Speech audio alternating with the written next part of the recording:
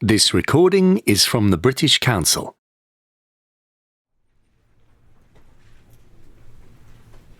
So for our group project, do you want to start this week?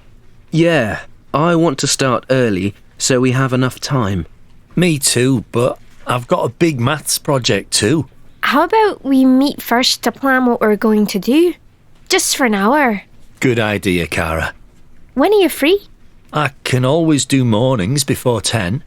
Robert, I'm sleeping before 10. Okay, so when are you two free?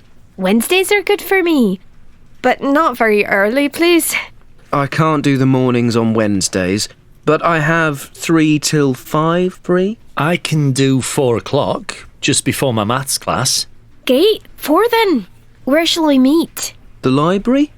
I don't know. The library isn't a good place for a planning meeting as we can't talk in there. How about the University Cafe? It's near the library.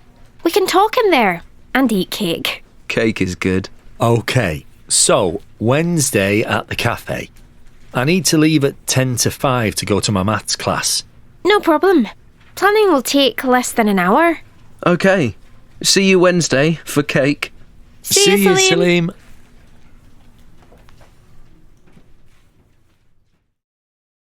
This recording is from the British Council.